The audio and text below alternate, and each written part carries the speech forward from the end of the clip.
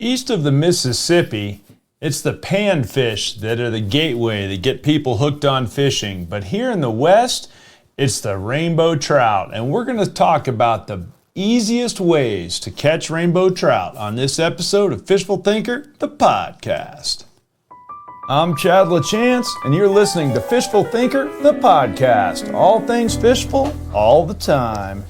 Hey guys, Chad LaChance here. Thanks so much for tuning into this episode of Fishful Thinker, the podcast, brought to us by the fine folks at Sportsman's Warehouse. You can check them out at sportsmans.com or any one of 140 plus stores nationwide. I mention every week they're under some new management and new all the way starting from the top down, and things are going really well there these days. So swing in, give them a chance. If you haven't been there in a while, I think you'll be surprised. But here we are now in the middle of summer, basically. I guess we're not really the middle yet, but we're heading that direction. 4th of July is coming up here before too long, and it's getting to be that time of the year, or it is that time of year that lots of you are camping on a regular basis, and it's going all over the country, but especially here in the West United States. I wanted to address that a little bit here on this particular podcast, because I've run into a few people in the last week that have kind of brought up the same points I wanted to talk about here. And we're going to talk about some super simple trout fishing. And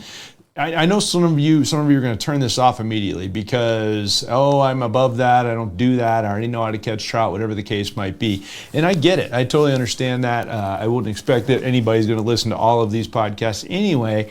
And particularly since a lot of them are geared towards maybe anglers that are a little bit more, let's just say, advanced in their angling. We often split hairs on things, this line versus that line, and if you put it on braid instead of fluoro, or blah, blah, blah, nuances.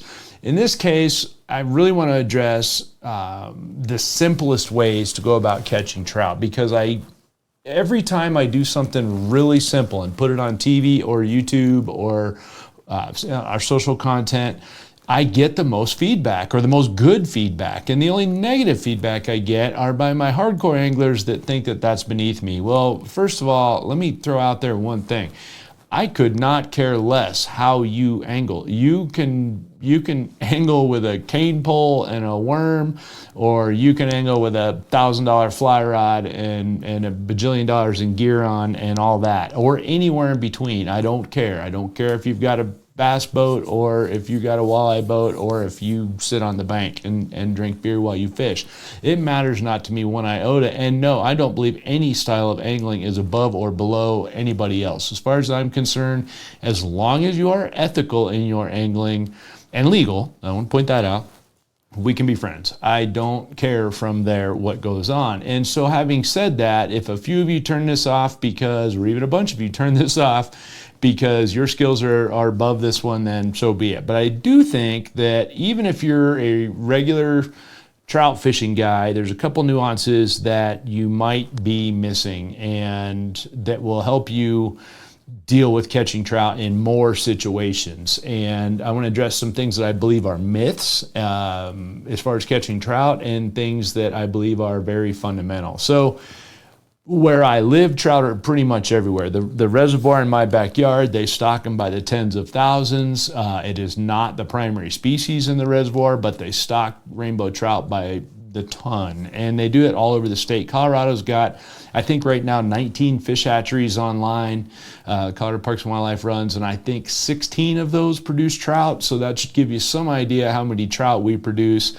And I've had a lot of anglers that say, it's all they think about, it's all they think about, it's all they think about. But in my personal experience of traveling around and talking to a lot of people, and still the most requested fish in Colorado. And it's only the very hardcore guys that push the issue and start talking about, we need more wipers, or we need more whatever. And I get it. I like the diversity as well.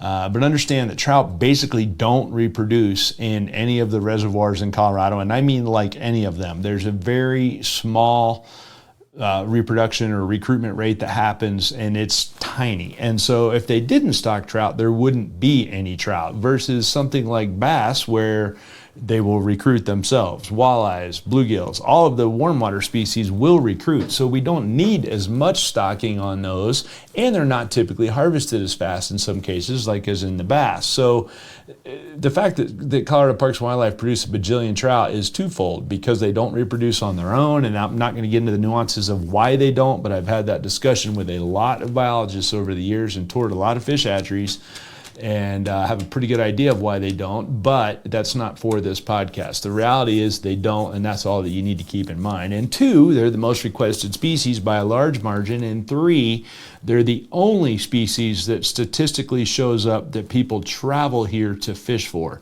So yeah, somebody might travel to Colorado for maybe a pike fishing thing or a walleye fishing thing occasionally, every now and then. Meanwhile, the overwhelming majority of the people that come here do so to catch trout. So that argument about, only beginning anglers want to do that, that's wrong, completely wrong. And if you're one of those guys, then for sure send me an email. We can be glad. I'd be glad to have a talk with you about the stats behind that.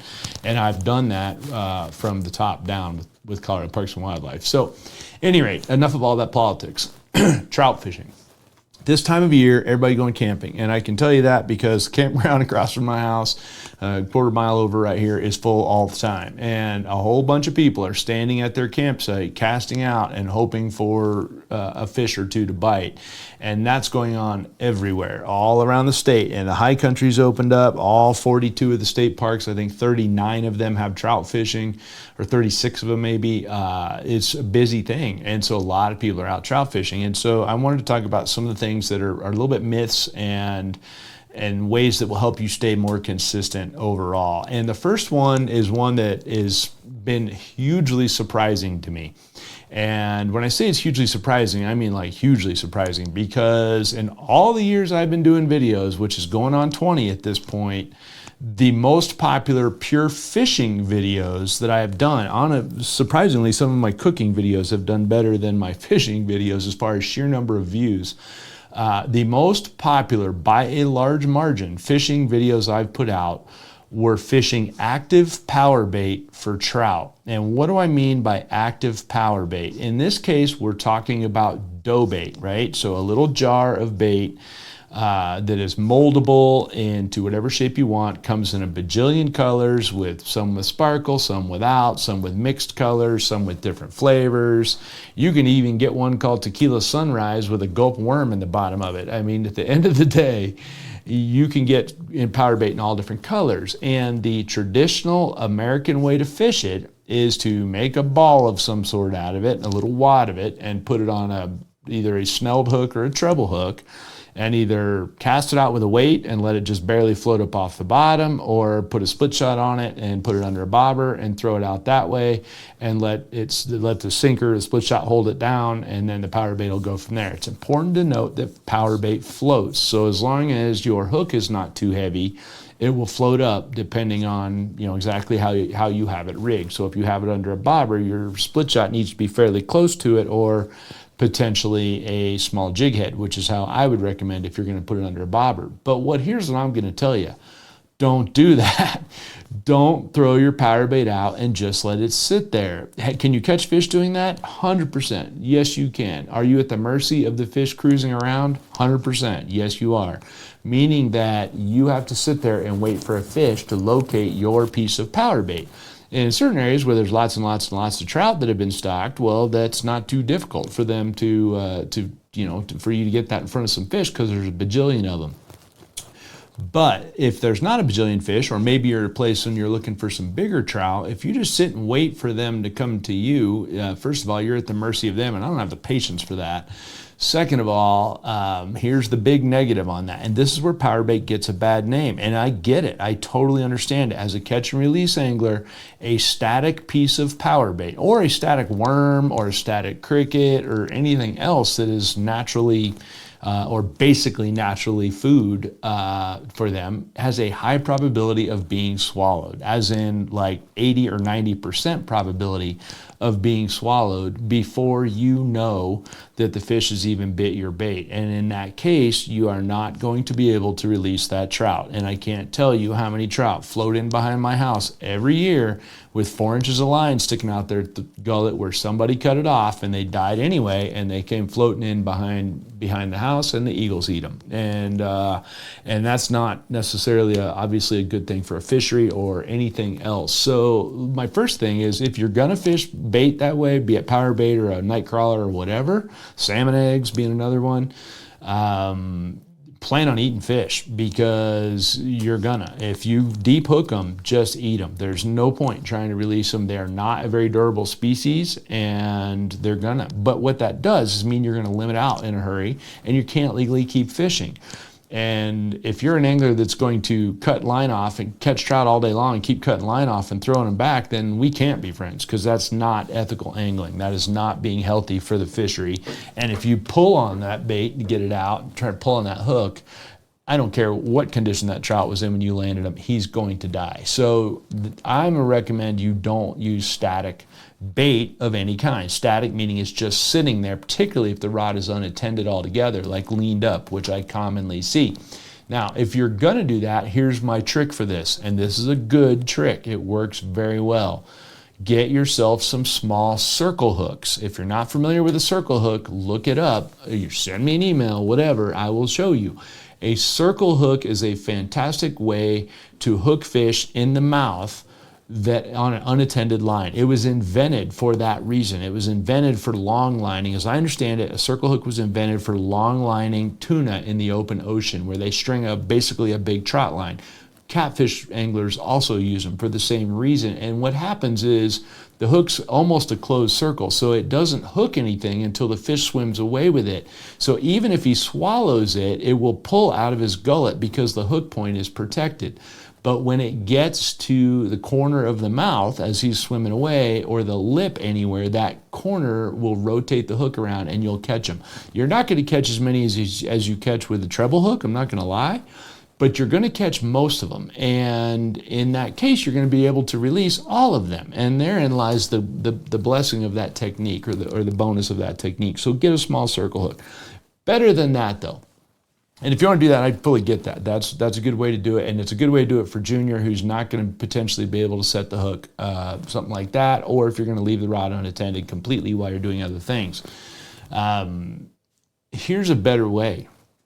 Take your power bait and get your same hook that you're going to rig it on.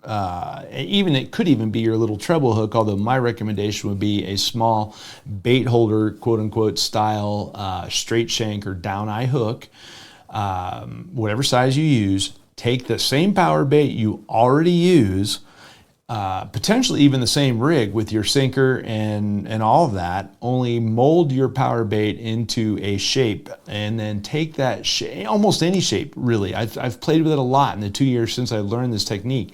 Almost any shape other than a plain ball will get you bites, but even a plain ball will get you some bites. But if you say roll it around the hook shank a whole bunch, and the key to it is to roll the power bait in your hand a whole bunch until it's warm and soft and pliable, and then mold it onto your hook. In other words, try to get it to wrap the shank of the hook, the main straight part of the hook, and then curl it up to follow the bend of the hook. Well, now what's going to happen is your power bait is going to spin when you retrieve it. It is literally going to spin or wobble or do something in the water column.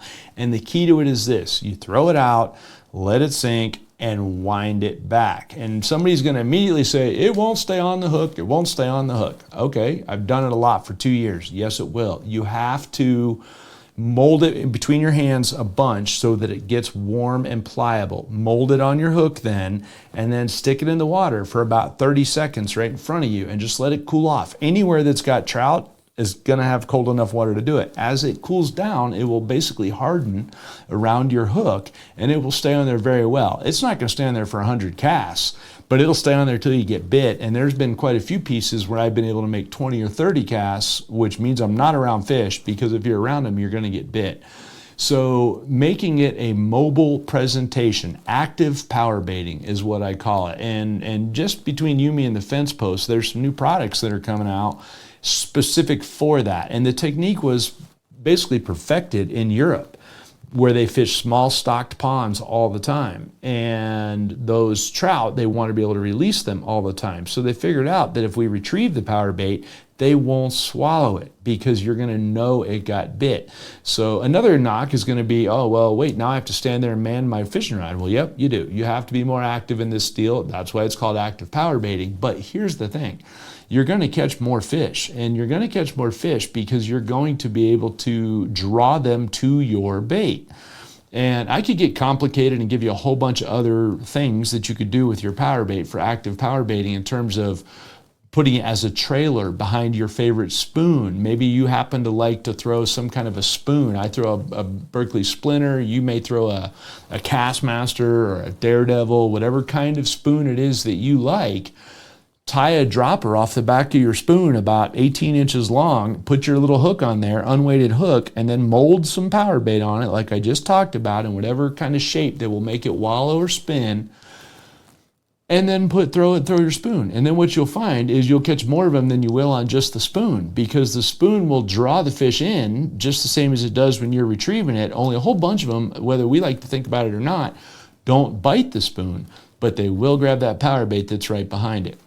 Same thing with a fly in a bubble. If you throw a fly in a bubble and you're getting refusals, you have to have just the right fly. So cut the fly off, put the small hook on there, mold some power bait on it into a shape, and then retrieve your fly in a bubble. And then, lo and behold, you will turn followers into biters. And again, they're not going to be deep hooked. As long as that bait is moving and you're manning the rod, you're going to know when it's bit, and you're going to be able to wind into the fish, and you're going to have them caught. And you're going to be able to release all of them. It's not going to be an issue.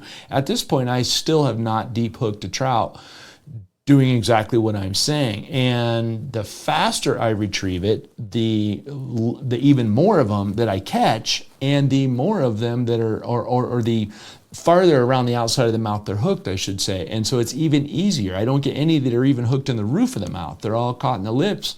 And so really important. And I'm up to several hundred fish on this technique at this point, guys, and I haven't had any of them swallow the bait, and I am not exaggerating. So therein lies the biggest thing. You're going to get lots of bites, and you're going to be able to release those fish if you choose to do so. And I'm not saying you need to release your trout. If you want to eat them, eat them. I'm totally fine with that.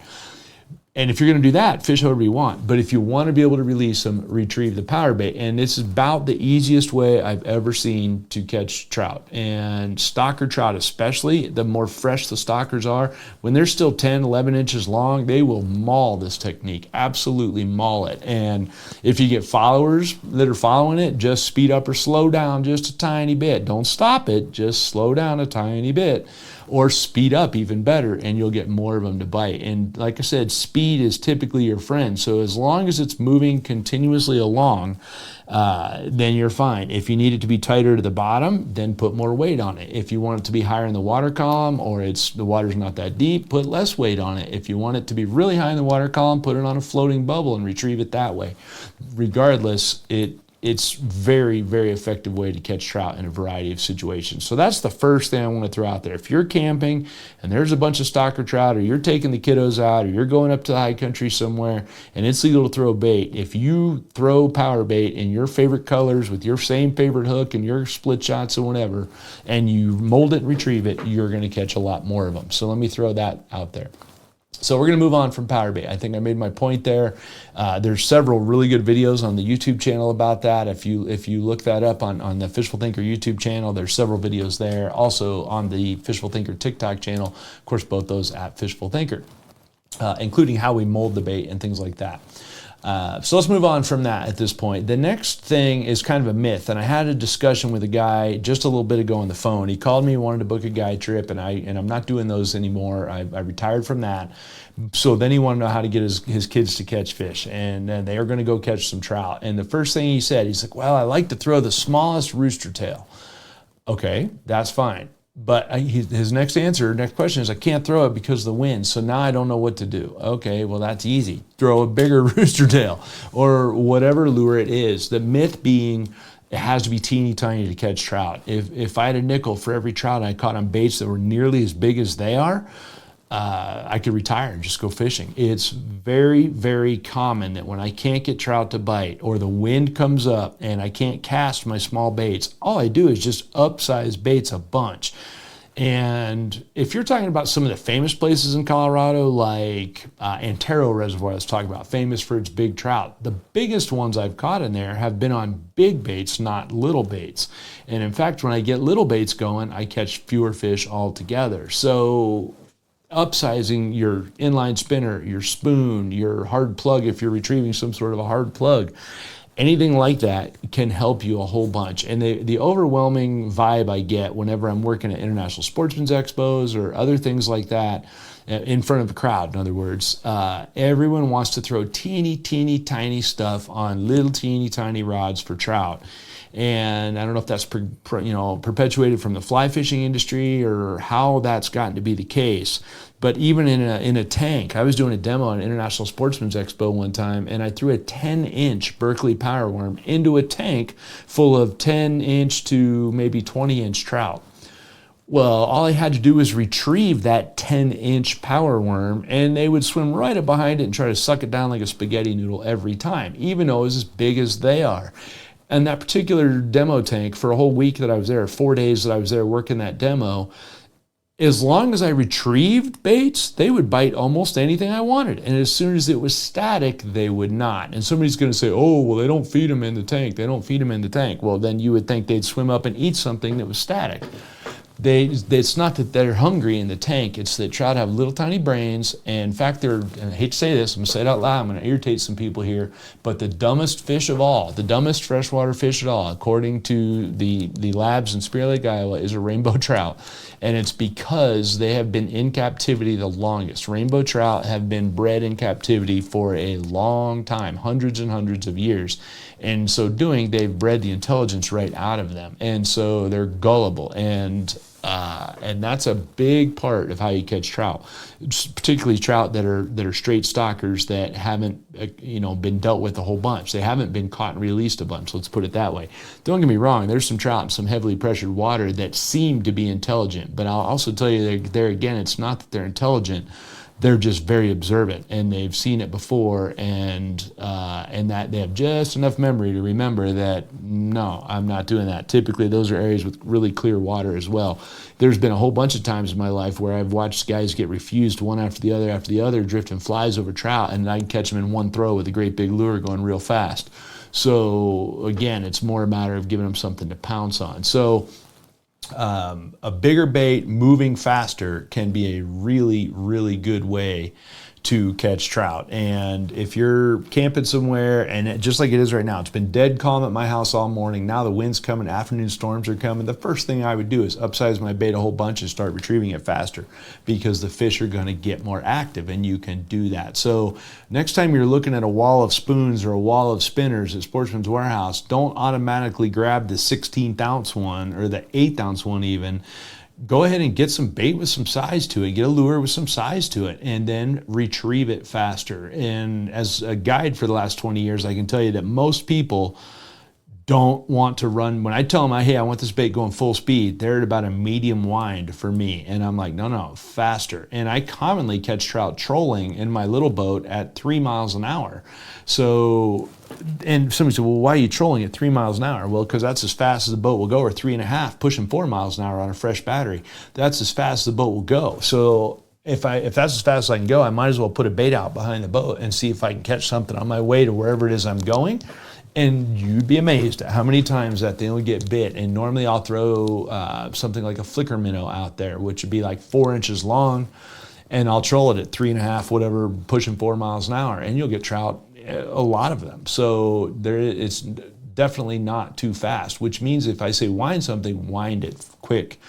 And then the other thing I'm going to throw out there, which can be a really good one, again, with stocker trout, is something extremely erratic. So basically you're giving them something to pounce on, and that's about it. So think of stocker trout as a kitten, and you got to figure out how to get that kitten to bite. Sometimes it's a slow, even pull on the floor that'll make them bounce on your stuff. Maybe next time it's really fast and they'll jump on it. Maybe next time you have to make it wiggle all around and they'll get it. But if you ever played with a kitten, you know it takes different ways to get them to pounce.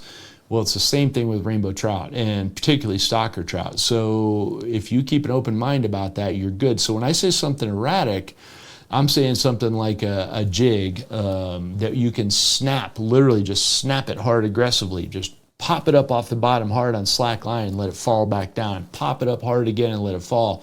Or something you can do the same thing as you're retrieving it. Instead of just winding it in, snap the rod tip a whole bunch while you're retrieving it, which, by the way, works fantastic, even with an inline spinner, because it makes that blade flutter a little bit. But just giving it a bunch of erraticness can make all the difference in the world when trout are hard to get to bite. And again, somebody's going to critique that. I know we're going to get a bunch of heat on this podcast, and I'm fine with that. I totally am fine with that. But somebody's going to say, well, I wind stuff and catch them. Well, I get it. You can, but not always. If you want to catch them every time, you need to be open-minded about it, and that's the key. And sometimes very fast works, sometimes very big works, sometimes very erratic works. What always works is retrieving power bait. And in my experience, if there's fish around, at least some of them will bite power bait if you retrieve it, to come full circle on that thing right there. And I believe it's very important. And the reason I think it's important is so many people use power bait for, one, that this is a conservation thing. Two, so many people use power bait and don't catch as many fish as they want because it's sitting statically waiting for fish to come to them. And I just don't like to see people not catching fish as fast as they want. And without question, everywhere I've done it, we catch fish faster than the people that are around us that are waiting for fish to come to them. And again, I've trailed it behind hard plugs. I've trailed power bait on droppers behind spoons. I've trailed it even behind poppers on the surface, where the surface commotion gets them to come look, and then they grab the power bait that's behind it. Typically in that case, I'll put it on something like a 16th or even a 32nd ounce jig head, so that when the bait stops, the power bait settles very slowly in the water column until it's hanging straight under the popper. And as soon as it gets all the way down where I see the popper tip up, then I start working the popper again, because again, I don't want the bait hanging statically, or you're going to get fish that are deep hooked. And that's the whole goal, is to avoid that unless you're going to eat them. So that's my spiel on that, guys. I'm not going to shy away from the fact that we're going to get some criticism on it. But here, man, a lot of people fish with power bait, and I want you guys to catch as many fish as you can, and I want to be as easy on the resources as we can, and that's what this podcast is dedicated to. So if you want to join the rest of the conversation on other topics, sometimes very intense topics, sometimes very lighthearted topics, please do so at Fishful Thinker on Facebook, Instagram, or TikTok. There's a little bit of cooking and all of that stuff as well. A little bit of stuff about my daily life. I happen to live in a pretty cool spot and have a lot of wildlife around, and spend a lot of time with it. So if you're interested in that kind of stuff, check that stuff out. Also, Chad LaChance on Facebook and Instagram as well. YouTube channel, Fishful Thinker, for sure, very important, guys. Check out the power bait videos that are on there. There's three, maybe four of them on there that are related to this topic. Those are scattered in amongst the 600 that are on there. There's various playlists, so check those out. We appreciate that. And of course, we're on Altitude Sports Entertainment, World Fishing Network, a whole bunch of times. So wherever you live, check those out on your cable provider. So thanks for listening. Thanks for visiting your local Sportsman's Warehouse. And this has been Fishful Thinker, the podcast.